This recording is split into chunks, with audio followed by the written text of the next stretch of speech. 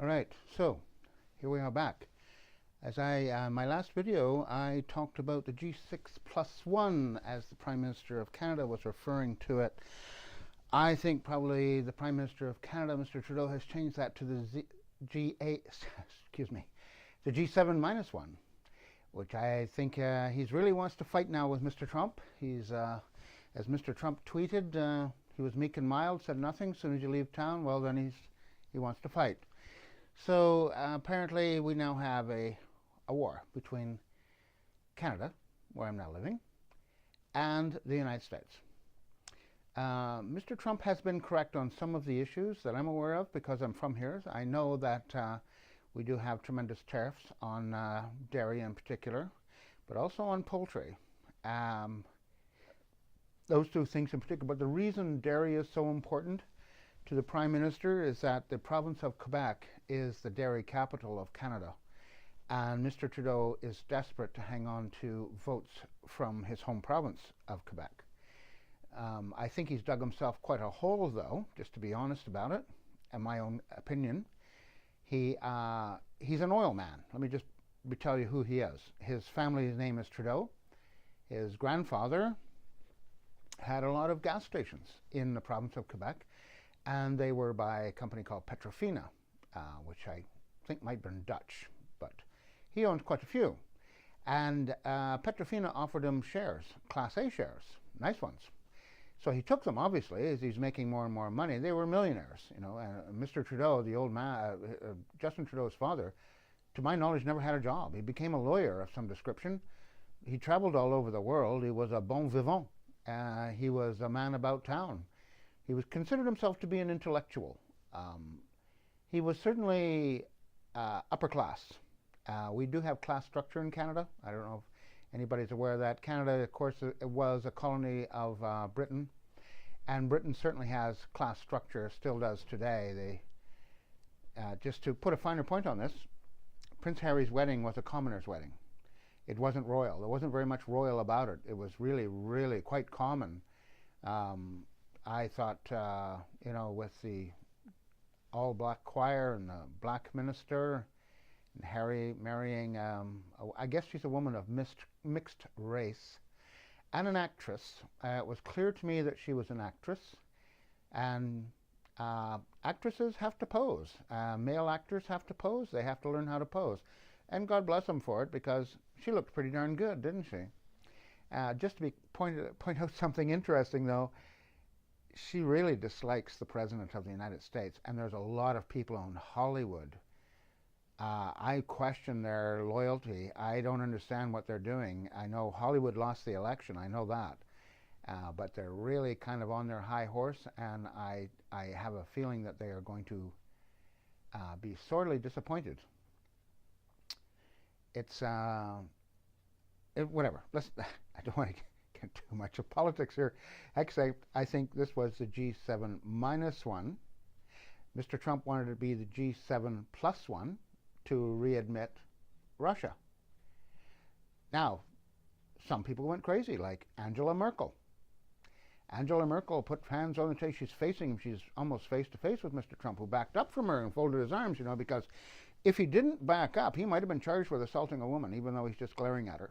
Because in Canada, we have these strange rules about assaulting women, which the Prime Minister assaulted a woman in Parliament and used the F word on her and everybody else. And then he claims to be a feminist, and he's feminist this, and he's feminist that, and something else. It's really, I find it annoying as hell, but he's an oil man. His money comes from Alberta. His family got oil. They became Petro-Canada, which is the government because of Pierre-Elliott Trudeau. He chose Petrofina, which his mother, after his father died, his mother inherited all these Class A shares. So it's good money, right? I mean, there is nothing better than oil money, is there? You can ask the Bush family, ask any of the Saudis. Oil money is the best money going.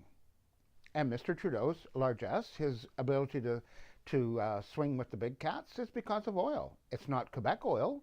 It comes from the province of Alberta.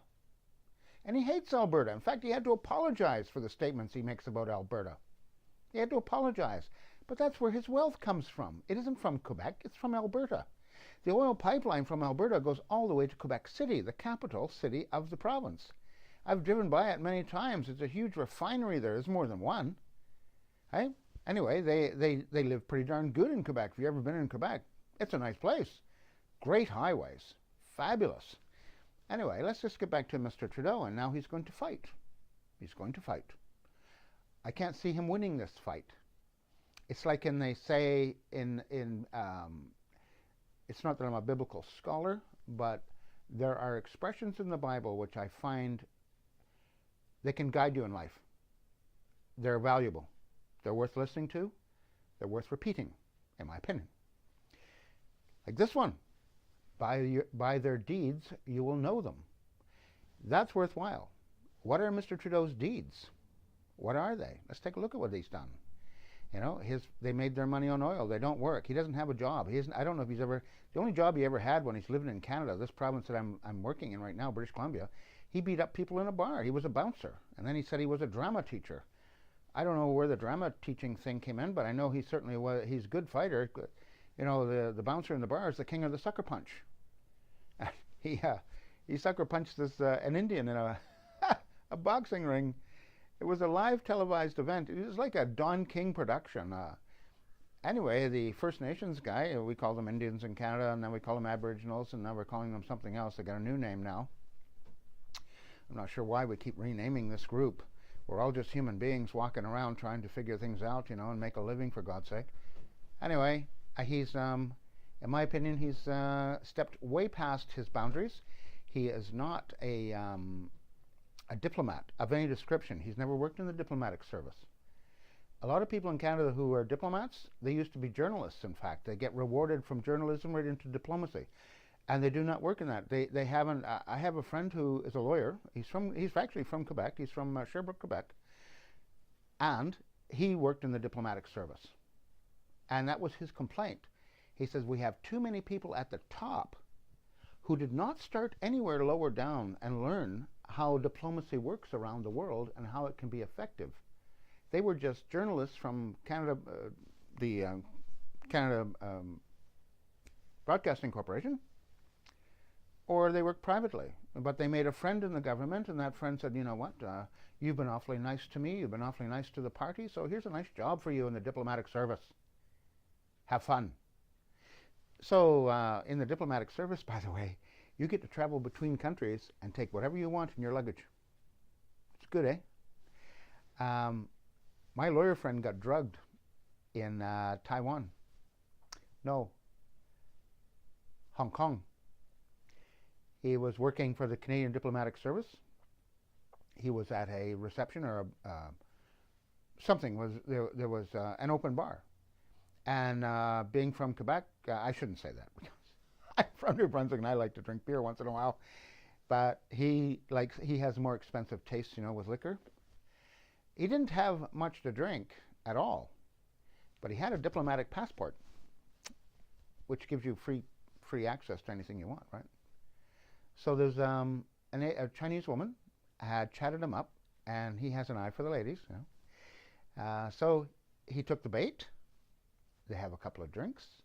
She asked him to come outside with her, and that is all that he can remember until he woke up, absolutely naked, in a field of some sort. There was an agricultural field. He was laying in the sun. He was sunburned.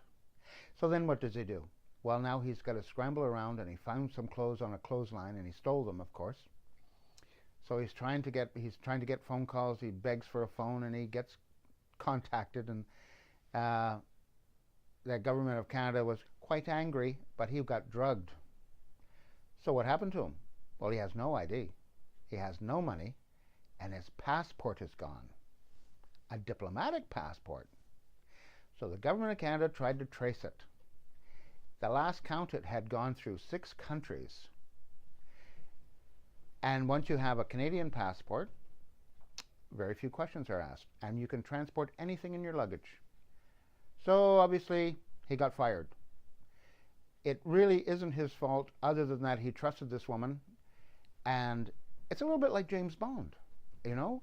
Women do get used to compromise men. It's very often called pillow talk, and there's sex involved, or the hint of sex, or the hope of sex. My crew is having fun laughing about that. Listen, yes, I still have hope. Stop it. Okay, so let's go on. So here we go. Now we have the Prime Minister of Canada. He's really feisty now. He's saying all sorts of nasty things about the President of the United States, which is not going to help his cause, because there's another biblical expression. The creator of all of this, everything that we can see and a whole bunch of things that we can't see. There's an expression in the Holy Bible that says, who can make war with him? Yeah. Who's got the kahungas for that? But does Mr. Trudeau have any hope of going to war with Mr. Trump? I put in my notes on the last video, does he, since he's good at fighting, well, mind you, he's fighting people who had some booze in them, so it's like shooting pool with a rope, right? A guy that's half hammered up is not going to be able to fight somebody who's sober. And he's a tall man, and he's a good fighter. He's taken some fighting training, obviously. If you ever saw him work out, he does the boxing things, and all that stuff, and a little bit of kung fu. And my hands are, they're registered with the library. Not with the police, the library. Anyway, so let's move on. Anyway, he's going to go to war. We're not getting pushed around by him. Well, here's Angela Merkel, as I was saying earlier. Okay, hands on the table, staring him down, Mr. Trump, about Putin being admitted to the G7 again. So it used to be. He was there before. We'll see what the big deal is right now. It's all about the negotiations, and the diplomacy. But instead, they want to butt heads. But here's Angela Merkel's problem. She's tight with Putin. Vladimir Putin and her have been negotiating in person and on the phone. Germany is currently building a gas pipeline into Russia. Now, isn't that interesting? Isn't that a good one? Here's Angela Merkel, you and Putin. Angela and Putin are tight. They're both drinkers. She's a drinker, and he can drink. He says he doesn't drink. Is a Russian. It's like Ovechkin, the hockey player that's Capitals. He has so many honors in hockey, but he's never had a Stanley Cup. So who comes out of nowhere? The Vegas Golden Knights. And they're a good hockey team. But when they were tied 1 game each, I watched the refereeing, and the fix was in, because the refs can win the game for you. And they do. They do. I happened to be at a pub down the street, and I watched it when the score was going to go to 3-1, and the Capitals were going to win, and Oven Chicken is very, very happy because he knows the Stanley Cup is coming to him. Does he love America, or does he love Russia? You know the answer to that as easily as I do. He's a Russian through and through. If there was a war between Russia and America, he would fly back to Russia, and he would be on an Su-29 or something, dropping bombs on the Washington Capitol building. The Russians never give up their homeland. They're very patriotic people. But anyway, he got a Stanley Cup. I watched the refereeing in some of the games. I couldn't watch it anymore. I said, the fix is in. The fix is in. You got enough money, you can fix a sports game. Here's a good one for you. Anybody remember the Super Bowl? And the winning team was ahead, and Vegas was losing money, and then all of a sudden, the lights went out in half the stadium and stayed out. And the stadium said they had no spare parts for the fuses. Wasn't one anywhere. Not just in that stadium, in the whole city. So they had to fly to another city. This is the way it was told to me. I'm hoping I'm right. Fly back with the parts. Now the team that's losing has got a whole lot of time to regroup, and they try to find weaknesses. The losing team comes back and beats the winning team. Yay! Fair play, everyone. Fair play. Yeah, I'm sure it was fair play. However, I think it's G7 -1 for sure. I personally am glad to see Mr. Trump stand up to this bullying, and basically it was bullying. You see a picture of Christine Lagarde. Christine Lagarde is the president of the International Monetary Fund, which it loans out money to failing countries. And then it moves in and takes all their assets. But Christine Lagarde, whether she knows it or not, she's furious with Mr. Trump for being late to the feminist breakfast. All the women were at breakfast, and Mr. Trudeau was standing there, and he got mad because Donald Trump was late. So he stood up and he called Donald Trump a laggard, and they're going ahead without him anyway. So you can see Christine Lagarde, she's glaring at Donald Trump when he walked into the room. Here's something Christine Lagarde does not know. Donald Trump is her boss. She works for him. I'll bet she didn't know that. I knew that because I looked it up. You can look it up yourself.